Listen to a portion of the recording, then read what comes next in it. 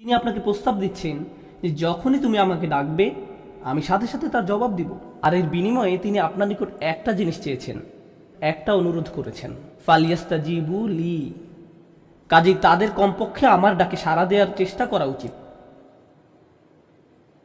আপনি আল্লাহর সাথে কথা বলছেন আর আল্লাহ বলছেন, হ্যাঁ আমি তোমার ডাকে সাড়া দিব, কিন্তু তোমারও আমার ডাকে সাড়া দেওয়া উচিত, বা অন্তত সাড়া দেওয়ার চেষ্টা করা উচিত। তিনি বলেননি সাড়া দাও, তিনি বলছেন সাড়া দেওয়ার চেষ্টা করো। ইস্তিজাবা, তুমি সাড়া দেওয়ার চেষ্টা করছো, এটা অন্তত আমাকে দেখাও। এখন আপনি যদি কারো ডাকে সাড়া দিতে চান, প্রথমত আপনাকে তার ডাক শুনতে হবে। কারো ডাক শুনতে না পেলে আপনার পক্ষে তো তার ডাকে সাড়া দেওয়া সম্ভব নয়। যদি কোনো প্রশ্ন করা না হয় তাহলে তার জবাব দেওয়ার কথা আসে না।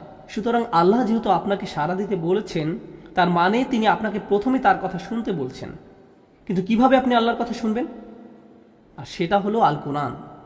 যখন আপনি আল কোরআন তেলাওয়াত করছেন, যখন আপনি আল কোরআন শুনছেন, যখন আপনি কোরআনের আয়াত নিয়ে চিন্তা করছেন, আপনি এমন একটি বিষয় শুনছেন যার জবাব দেওয়া প্রয়োজন। এখানে আল্লাহ আপনার সাথে কথা বলছেন। সুতরাং এখন যেহেতু তুমি আমার সাথে কথা বলছো, আমাকেও তোমার সাথে কথা বলতে দাও।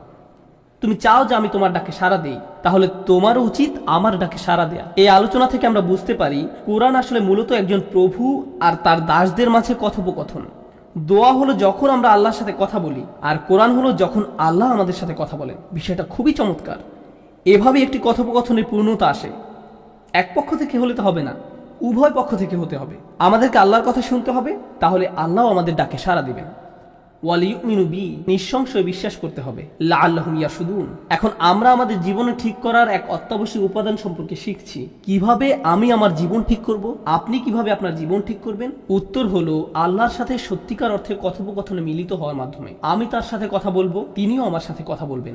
আমি তার সাথে কথা বলবো আমার দোয়ার মাধ্যমে, আমার অনুরোধের মাধ্যমে, আমার মিনতির মাধ্যমে।